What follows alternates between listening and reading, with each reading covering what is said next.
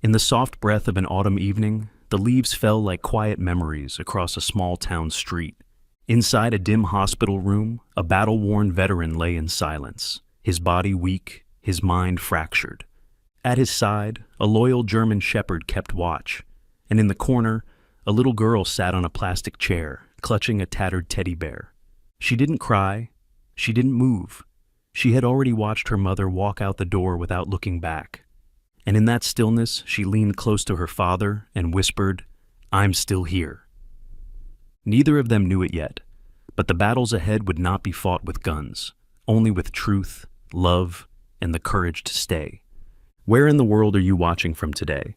Subscribe for more stories that speak to the heart. Now, let's begin.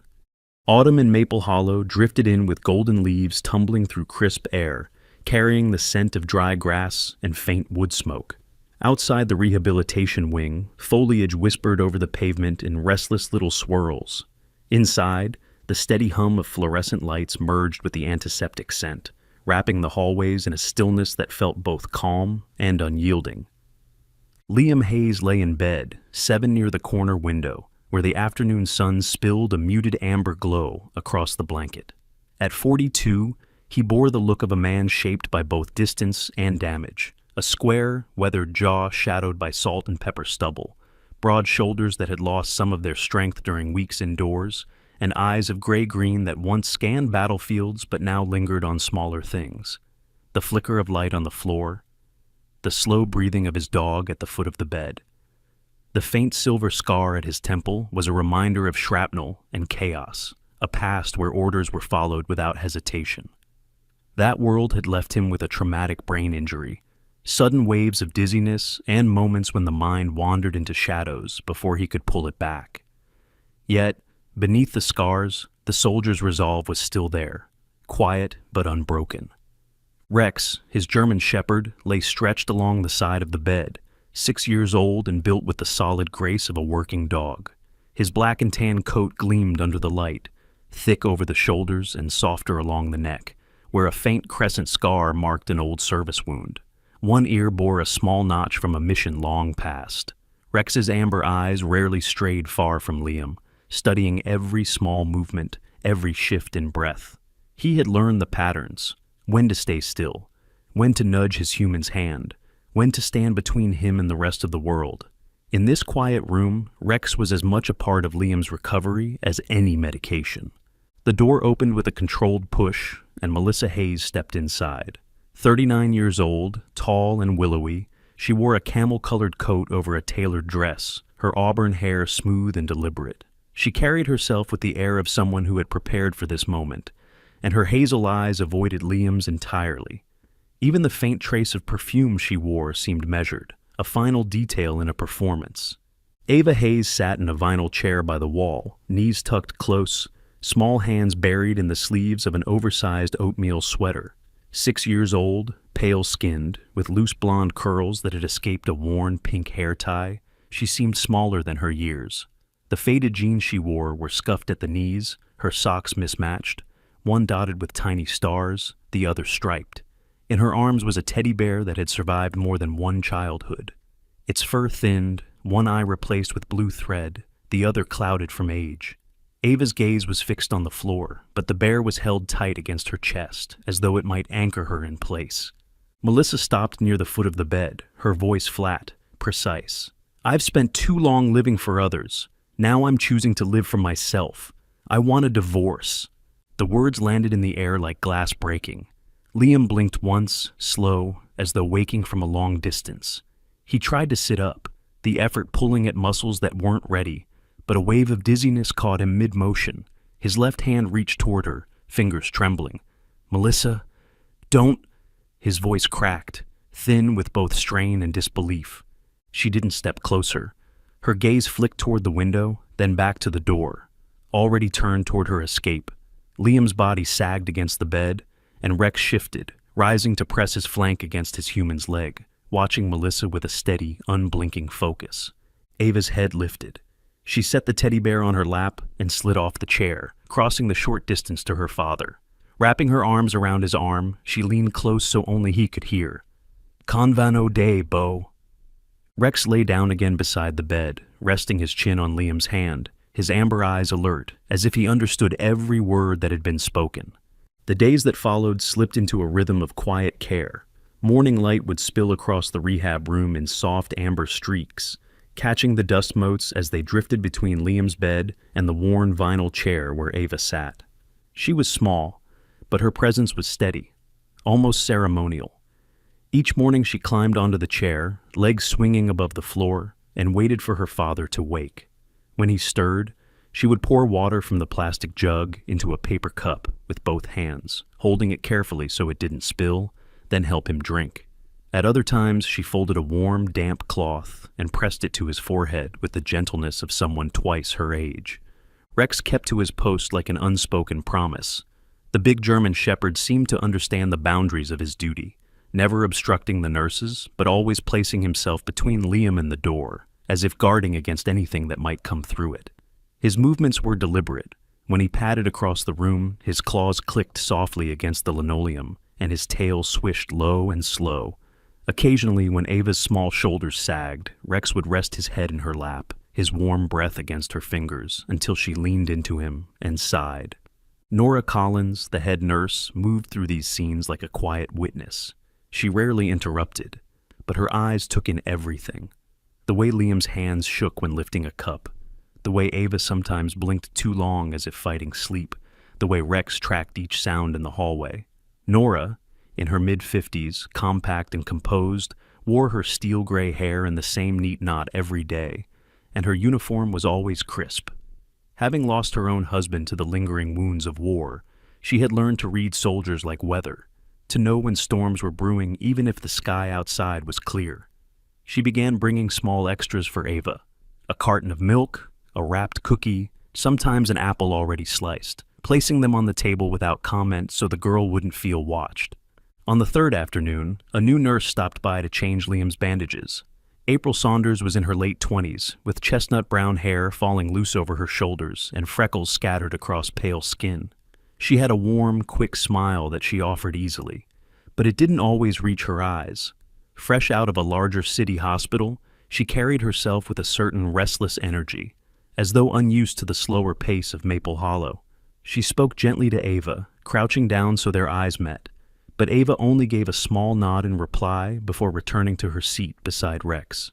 April glanced at Nora in the doorway, a faint crease in her brow, before finishing her task and leaving the room with a polite nod. Outside the hospital, life for Melissa Hayes had shifted into something that looked, from a distance, enviable. She now lived in a modern apartment above Maple Hollow's main street with Victor Dane, a man in his early 40s who owned the town's only upscale fitness club. Victor had the build of someone who lived inside a gym, broad-chested, thick-armed, with the easy posture of a man used to being noticed. His close-cropped black hair was flecked with early gray at the temples, and his dark eyes held a calculating sharpness. Those who knew him casually would call him charming, even generous. Those who had worked under him often described him as exacting, with a temper that emerged in sharp, precise words rather than shouts.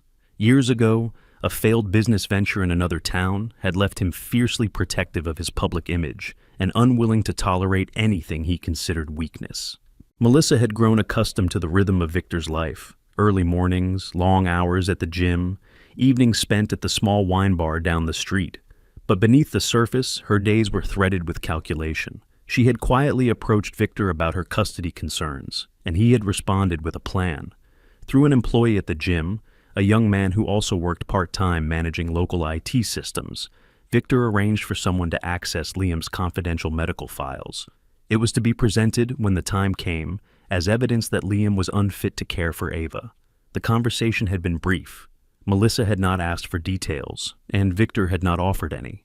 What mattered was that the plan was in motion. Back in the rehab wing, Liam's improvement was slow but visible. He could sit longer without dizziness now, and his voice had gained some strength.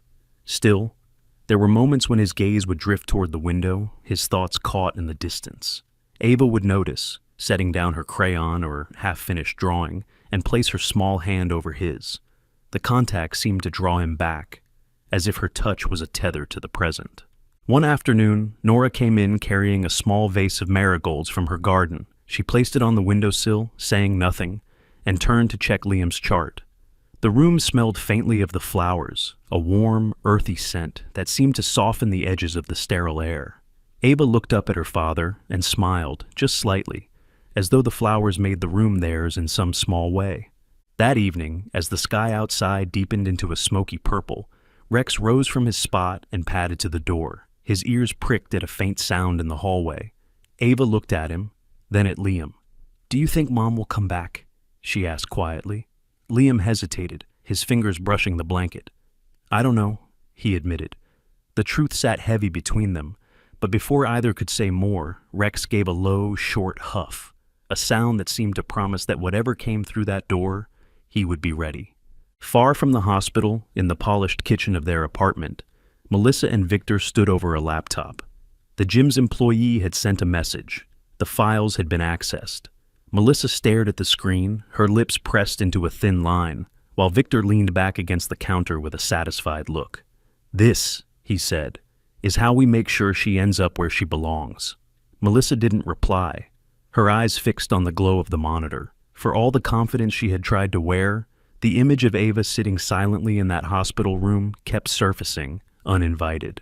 Back in Maple Hollow's rehab center, night settled in. Ava curled into the chair, the teddy bear pressed to her chest, Rex lying close enough that her bare feet rested against his warm flank. Liam watched them, his eyes tracing the small curve of his daughter's shoulders, the steady rise and fall of Rex's breathing. For all that had been taken from him, these two, the girl and the dog, were what remained. And for now, they were still here. The wind had been restless all afternoon, tugging at the faded orange leaves until they tumbled in spirals along the rehab center's narrow walkways. Inside, the light had shifted to that muted, late autumn gold, casting long shadows across Liam's bed. He had been sitting upright for over an hour, a quiet victory, his back supported by pillows, Ava curled in the chair beside him, coloring with a stubby red pencil. Rex lay stretched near the door, head on his paws, ears twitching to every creak of the corridor. The knock was polite, almost too gentle, followed by the door swinging open to reveal a man Liam didn't recognize. He was in his mid-30s, lean with a runner's build, his close-cropped blonde hair neatly combed, wearing a charcoal suit that seemed slightly too formal for the setting. His face carried the impersonal politeness of someone who dealt in bad news regularly. This was Daniel Morton, a court officer, who introduced himself in a tone meant to be calm. He stepped forward, holding a large envelope in one hand. "Mr. Hayes, I'm here to deliver a summons," he said, his blue-gray eyes briefly scanning the room, taking in Ava, Rex, and the faint tension in Liam's jaw. Daniel wasn't unkind, but there was an efficient detachment about him, the sort of man who left his feelings in the car before walking into a job. Liam took the envelope, his fingers tightening around the paper as though it might crumble. He knew before opening it. The words were precise, legal, stripped of all softness. Melissa Hayes was petitioning for full custody of Ava on grounds that he was psychologically unstable and unfit for a child's environment. The accusations were printed in stark black type, but each word seemed to strike with a weight far heavier than ink. Ava noticed the change in her father's face, her crayon stilled on the page, and she leaned forward, small hands gripping the edge of the bed. "Daddy, does this mean I have to go?" Her voice was quiet, threaded with the kind of fear children try to hide, but cannot. Liam looked at her, his throat tightening. He reached for her, pulling her gently onto his lap, mindful of the stiffness in his side. He pressed his forehead to hers. "I can't promise you things I can't control," he said softly, "but I can promise I'll try. I'll fight for you." Rex, who had been lying still, lifted his head. His amber eyes locked on Liam's, as if the dog understood every word.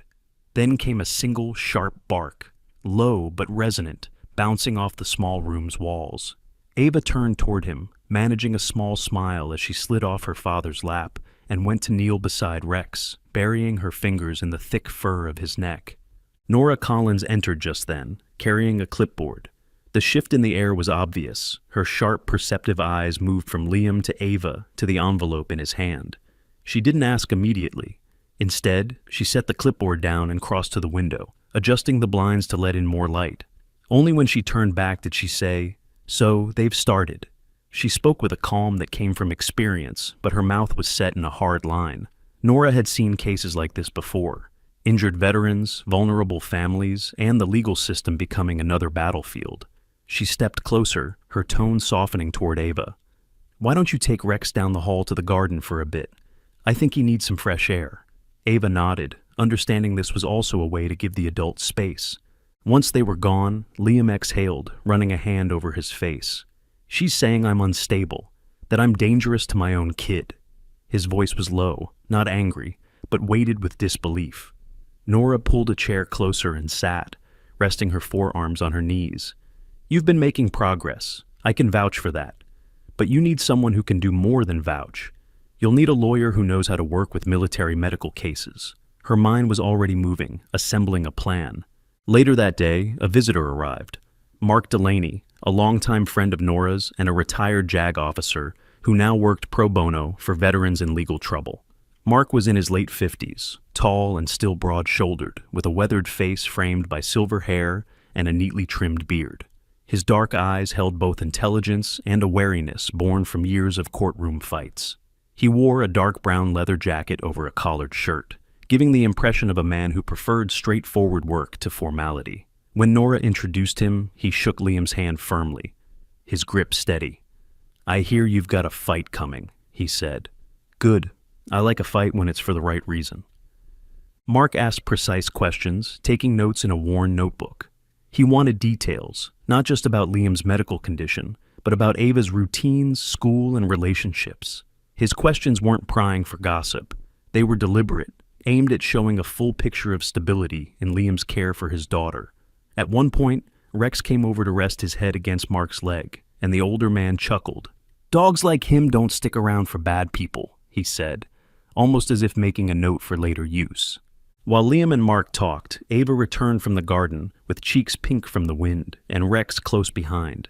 She held a yellow leaf in her hand and placed it carefully on the bedside table. "For luck," she said, before climbing back into her chair with the teddy bear. Mark gave her a reassuring smile before standing to leave. "We'll make sure your dad gets to keep you," he told her, in a voice that left little room for doubt. That evening, as the rehab center quieted and the hallways emptied, Liam sat with the summons still open on the table. Ava had fallen asleep in the chair, her head tilted toward Rex's flank. The dog didn't move, not even when Liam stood to pull a blanket over his daughter. For a moment, the wind outside rattled the window, and Liam's gaze drifted there. The fight ahead felt heavy. But in the stillness of that room, with Ava safe and Rex watchful, he found a small anchor against the tide.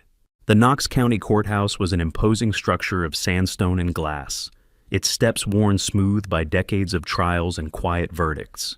That morning, a pale autumn light filtered through the high windows of Courtroom 2, settling on the polished oak benches. The air carried the faint scent of paper and coffee, and every movement seemed amplified by the room's stillness.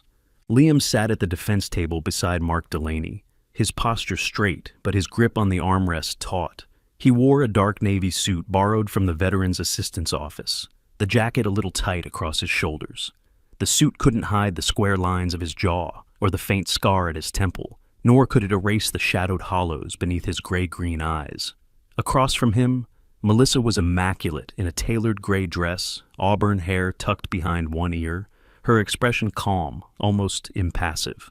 At the plaintiff's table sat her attorney, Samuel Greer, a man in his late 40s with sharp cheekbones, slicked-back brown hair, and an air of cultivated confidence. His voice was smooth when he addressed the judge, but his eyes carried the precision of someone who treated the courtroom as a chessboard. Samuel was known for theatrical presentations, and today was no different. At his cue, a technician rolled in a screen and dimmed the lights before playing a video clip, grainy footage from a hospital security camera, showing Liam in a narrow room, pacing rapidly, his hair disheveled, then slamming both palms against the wall 3 times before leaning heavily against it, gasping. The clip was silent, but the tension in the image was palpable.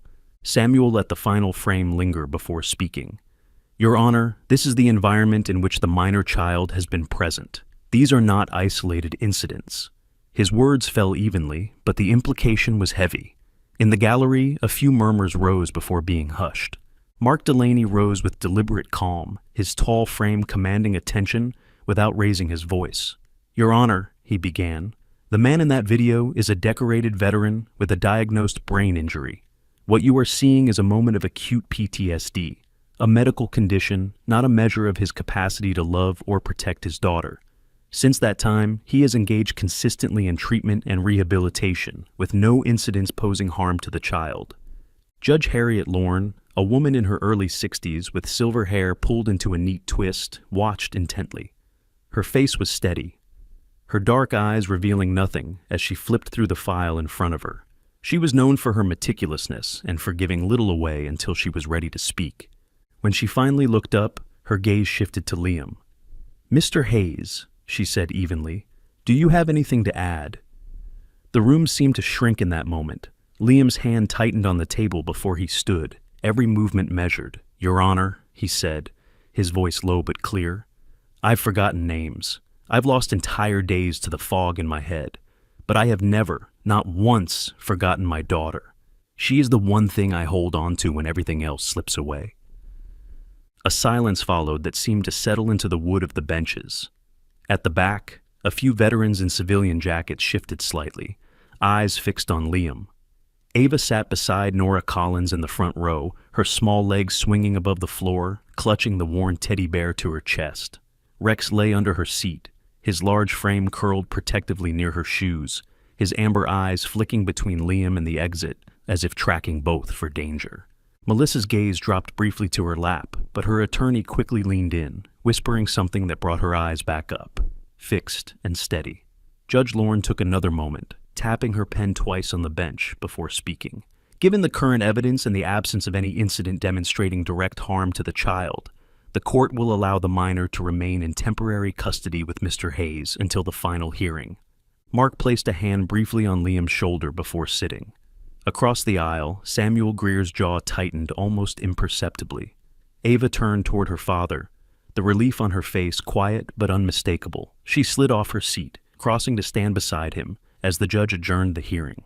As people began filing out, Rex rose smoothly, falling into step beside Ava without the need for a command. His tail brushed her leg lightly with each step, the unspoken assurance of a guardian who would follow her anywhere. Liam knelt to meet her eyes. "We have more to do," he said softly, "but for now, you're staying with me." She nodded, gripping his hand tightly. In the echoing hallway, the three of them walked together toward the doors, a small unit holding its shape against the larger world. The rain began just after sunset, soft at first, then steadily heavier until it drummed a restless rhythm on the hospital's old window panes. The rehab wing was quiet, most patients asleep, the corridors dimly lit by wall sconces that cast long, muted shadows.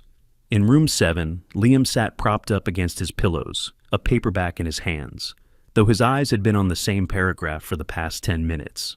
Ava had gone to bed early, curled up under a light blanket in the chair beside Rex, who lay with his head resting on his front paws. By midnight, the rain had shifted into a persistent hiss, punctuated by occasional gusts that rattled the glass. Liam was half dozing when a faint sound stirred him. Not the door, not the wind, but the soft shuffle of small feet on linoleum. He blinked into the low glow from the nightlight and saw Ava standing near the foot of his bed, her eyes wide and unfocused. She was barefoot, the hem of her oversized pajama top brushing her knees. The teddy bear dangled loosely from one hand. "Ava," he whispered, his voice rough from sleep. She didn't answer, only turned slightly toward the wardrobe in the corner and murmured something so faint he couldn't catch it. Liam eased himself upright, careful of the stiffness in his ribs, and moved toward her. Her voice came again, this time clearer in the stillness. "I'll be good. I'll be good. Don't lock me in again." The words hit him like a sudden drop in temperature. He crouched to her level, gently taking her shoulders. "Who locked you in?" he asked, trying to keep his voice steady. She blinked slowly as though waking from a dream, and her gaze finally focused on his face. "Mommy? When I didn't listen," she whispered. Her voice cracked on the last word, and her small frame began to tremble. Liam's arms went around her before she could fold in on herself. He pulled her against his chest, feeling the way her tiny fists clutched his shirt. Behind them, Rex rose from his place and padded over, his thick coat brushing against Ava's legs. The German shepherd lowered his head and pressed his muzzle gently into her side, a grounding presence. His amber eyes lifted to Liam, watchful and steady. The door opened quietly, spilling a wedge of light from the hallway. Nora Collins stepped in, wearing a navy cardigan over her scrubs, her steel-gray hair slightly looser than during the day.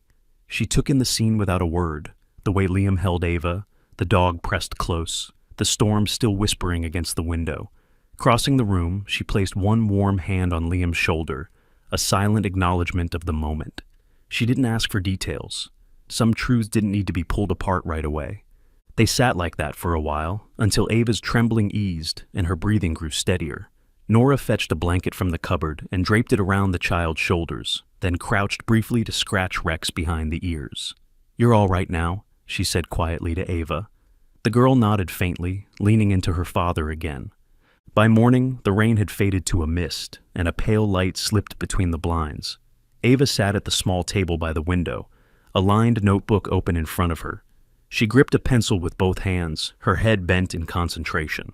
Liam, still stiff from the night's events, watched from the bed but didn't interrupt.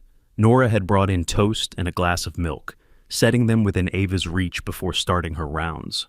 After several minutes, Ava closed the notebook and slid it across to her father.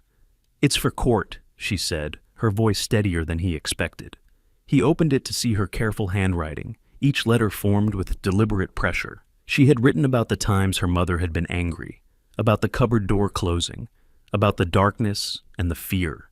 She wrote about Rex, too, how the dog would sit outside her bedroom when she was upset, or press close to her on the days she didn't want to talk. At the bottom, in smaller writing, she had added, "Asterisk, I want to say this myself so they know it's true." Liam felt a knot tighten in his chest. "Are you sure?" he asked. Ava nodded, looking out the window at the misty courtyard. "If I don't say it, maybe they'll think it didn't happen. I can tell them." Her voice held a quiet determination he hadn't expected from someone so young. Later that morning, Mark Delaney stopped by, his leather jacket damp from the lingering drizzle. He greeted Liam with a firm nod before crouching beside Ava's chair. "Nora told me you've been busy writing," he said. She handed him the notebook without hesitation. Mark read it carefully, his brow furrowing, though his voice remained even when he spoke again. "You're brave, Ava, but in court, they might try to confuse you, make you doubt your words. Are you ready for that?" Ava met his gaze with the same steady calm she'd shown Liam. "Yes." Mark straightened, sliding the notebook into his briefcase. "Then we'll make sure your voice is heard." As he left, Rex followed him to the door, sniffing at his damp jacket before returning to sit by Ava's side. The rest of the day passed in a quiet that was less about rest and more about gathering strength. Liam knew the battle ahead was still uphill, but the weight of the truth, Ava's truth, had shifted something in him. That night, as he watched her drift to sleep with Rex curled protectively at her feet, he promised himself he would carry that truth into the courtroom, no matter how heavy it became. The second hearing was set for a gray Thursday morning, the kind where the sky hung low and the streets of Knox County glistened faintly from a night's drizzle. Inside courtroom 3, the air was taut, quieter than the usual shuffle of paperwork and murmurs. The high windows let in only a pale, diffused light, casting soft shadows over the oak benches and the elevated judge's bench. Liam sat at the defense table, wearing the same navy suit from the previous hearing. His shoulders were square, but his fingers tapped once against the table before stilling.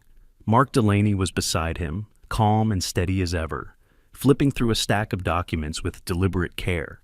Across the aisle, Melissa was poised in a pale cream blouse and tailored skirt, her auburn hair perfectly arranged. Victor Dane sat a seat behind her, his imposing frame filling the wooden chair, a hand resting loosely on his knee.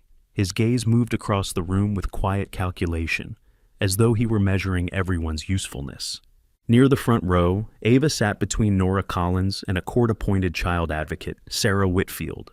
Sarah was a woman in her early 40s, of medium height and with a graceful, deliberate manner. She wore a charcoal gray pantsuit softened by a silk scarf in muted blues, and her chestnut hair, streaked faintly with silver, was cut in a neat bob. Her hazel eyes had the watchfulness of someone trained to listen more than speak. She had met with Ava twice before the hearing, each time letting the girl set the pace of conversation, and had quietly noted her resilience. When Judge Harriet Lauren entered, the room rose in unison. The judge's expression was as composed as before, silver hair pinned in its precise twist, eyes scanning the room briefly before she sat. "We will begin with the child's testimony," she announced, her tone neither warm nor cold. A bailiff escorted Ava to the witness stand. The girl's small hands clutched her worn teddy bear, its patched blue thread eye catching the light. She was dressed in a simple navy dress with a white collar, her blonde curls brushed neatly by Nora that morning. She glanced once toward Liam, and he gave her the smallest nod. The clerk administered the oath in gentle tones, and Ava nodded solemnly. When the judge prompted her to begin, she took a breath, holding her bear a little tighter. "My dad has never left me," she said, her voice steady but small. "Even when he's tired or sick, he's always there. He never hurt me. My mom, she's healthy, but she left anyway." The last sentence hung in the air like a struck bell. No one moved. Melissa shifted slightly in her seat, eyes fixed forward. Victor's gaze slid toward the gallery, then back to the judge, his jaw set. Judge Lorne's eyes remained on Ava. "Did anyone tell you what to say today?" Ava shook her head. "No, I wrote it down so I wouldn't forget, but I wanted to say it myself." She hugged the teddy bear once, then lowered it to her lap. When she was excused, Ava stepped down without help and returned to her seat beside Nora. Rex, lying in the aisle beside the bench, lifted his head and touched his nose to her knee, then settled again, his amber eyes tracking every movement at the front of the room. Next, Nora was called to the stand. She adjusted her glasses as she took the oath, then handed a slim folder to the clerk. "This is my professional assessment of Mr. Hayes' medical and psychological condition," she said. "He is compliant with treatment, actively participating in physical and cognitive rehabilitation, and there is no evidence to suggest he cannot provide a safe, stable environment for his daughter." Her voice was matter-of-fact, but there was a note of quiet conviction behind it.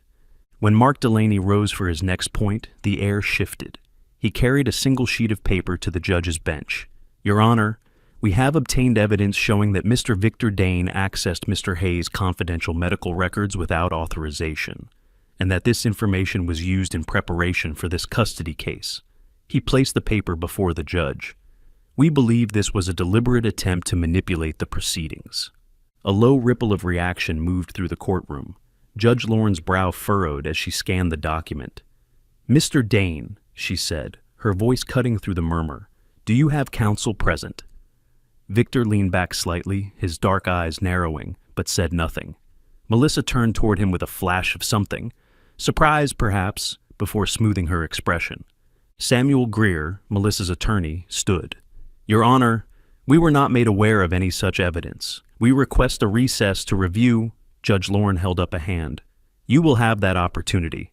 Until then, this will be entered into the record as an active matter under investigation."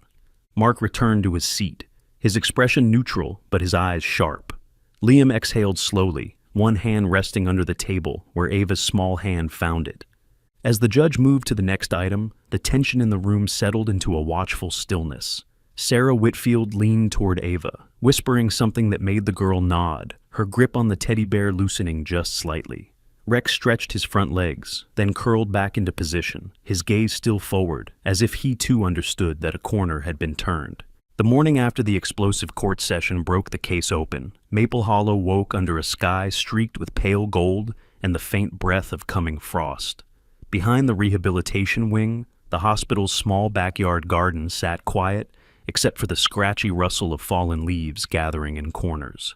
The air smelled faintly of damp earth and old wood, the kind of scent that made the season feel slower, more reflective. Liam sat on a weathered bench beneath a sugar maple whose branches hung heavy with late-season leaves. He wore a dark flannel shirt, sleeves rolled up just enough to reveal forearms marked with faded scars. His posture was relaxed in shape, but taut in the way he scanned the space around him. Ava was cross-legged at his side on the bench, leaning forward as she brushed Rex's thick black and brown fur with a small wooden comb. The dog lay at their feet, his powerful body angled toward the garden's entrance, ears twitching at every distant sound. His amber eyes flicked between Ava and the perimeter like a soldier guarding two worlds at once. Nora Collins had arranged for Liam to have mornings outside as part of his therapy. The quiet and fresh air seemed to steady him, and Rex's calm presence gave Ava something to focus on, other than the looming uncertainty of the custody case. That morning, a mug of hot cider sat cooling on the bench beside Liam, steam thinning in the crisp air. The creak of the back gate broke the soft rhythm of leaf fall and dog breathing. Melissa stepped into view. She wore a slate blue wool coat cinched at the waist, her auburn hair gathered into a low twist that made her look older than her years. Her face was pale in the cool light, and there was a pinched tightness around her mouth, as if the words she carried weighed more than she had expected. For a moment, she stayed at the edge of the path, gloved hands clasped. Liam didn't move immediately, his gaze steady on her. Ava froze, the comb still in her hand. Rex's ears lifted higher, but he didn't growl, just watched, the tip of his tail resting still against the ground. Melissa walked forward, each step slow, the crunch of leaves underfoot sounding louder than it should have in the open air. When she stopped in front of the bench, she didn't look at Liam first. Her eyes went to Ava. "I came to say I'm sorry," she said quietly, voice tight at the edges. "I should have seen things for what they were. I let other people tell me what to believe." Liam didn't speak, letting the silence stretch. Ava straightened, the faintest frown between her brows. "I just wanted you not to leave," she said, her voice small but steady. "But now it's too late." She looked down at Rex, fingers sinking into his fur. "I have Dad, and Rex. That's enough." Melissa's chin dipped slightly, a sharp breath leaving her. "I know," she said, barely audible. She turned her gaze to Liam at last. "I don't expect you to forgive me." Liam's voice, when it came, was even. "We've said all that needed saying." He didn't turn away, but his expression gave nothing beyond that. Melissa nodded once, as if bracing against an invisible wind. Then she stepped back, the movement controlled, but her shoulders betraying a faint tremor.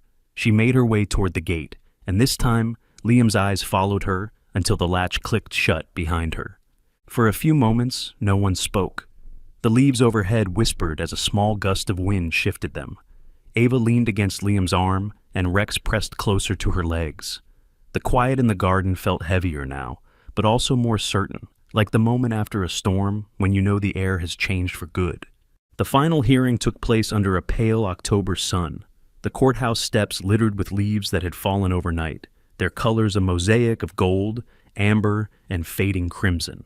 Inside, the air was cooler, touched by the faint scent of old paper and polished wood. The gallery was less crowded than before. The storm of public curiosity had begun to settle. Liam sat beside his attorney, wearing a charcoal jacket over a navy sweater, his hair a little longer than it had been months ago, streaks of silver catching the light. His posture was steady, though a quiet tension traced along his jaw. Ava sat between him and Nora Collins, clutching her well-worn teddy bear. She wore a soft cream cardigan over a blue dress, her blonde hair tied into a loose braid that Nora had done for her that morning. Melissa entered last.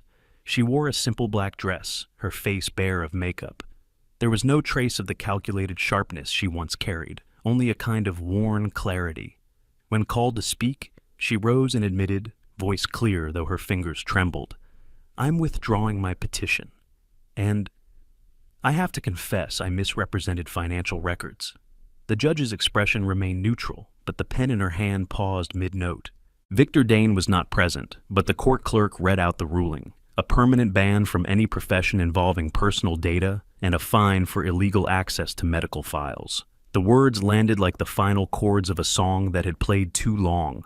Liam didn't glance at Melissa as she stepped down. His attention was fixed on Ava, who was now leaning into him, relief softening her small shoulders. By the time they walked out of the courthouse, the air had warmed slightly, carrying the scent of roasting chestnuts from a nearby street vendor. Rex trotted beside Liam, his thick coat catching the sunlight, each step measured and calm. Outside, Nora patted Liam on the arm. "You've got what matters," she said simply, then bent to ruffle Rex's ears before heading off toward her car. The weeks that followed settled into something that felt like life rather than survival. Liam continued his therapy sessions, working not just on the scars of his body, but the restless storms in his mind. Ava went back to school, her days filled with math quizzes, art projects, and playground games. Each afternoon, Rex waited at the school gate, sitting tall, ears perked, tail thumping slowly when Ava appeared. Sometimes other children would stop to pet him, and Ava, with quiet pride, would tell them, "This is Rex. He's family." By mid-November, Maple Hollow was deep in autumn's glow. The sugar maples lining the neighborhood streets stood like blazing torches in the cool air. Liam had begun a new habit, reading aloud in the afternoons to Ava and a small cluster of neighborhood children who would gather under the biggest tree in their yard. The children, bundled in mismatched scarves and puffy jackets, would sit cross-legged on a plaid blanket while Rex stretched out behind them, a warm, watchful presence. Liam's voice, once rough and halting, now carried steady through the crisp air, weaving stories of brave foxes, kind giants, and faraway adventures. On one such afternoon, Ava appeared with a sheet of thick paper in her hands. She shyly handed it to Liam.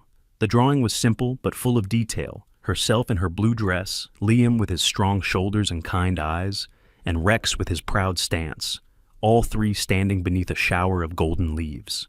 At the bottom, in careful block letters, she had written, "Bova Rex Olai, Con Kong So Nua." Liam read the words silently, then looked at her. She didn't speak.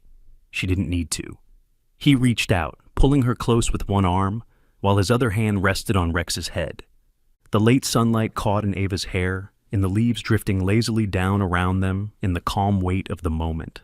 Autumn would pass, as it always did, but this season they had kept what mattered, and for the first time in a long while, Liam believed they could keep it still. Sometimes, miracles don't arrive in thunder or lightning. They come quietly in the form of a loyal dog, a child's unshaken love, and a second chance you never thought you'd have. I believe God places these moments in our lives to remind us, no matter how broken we are, He can still write beauty into our story.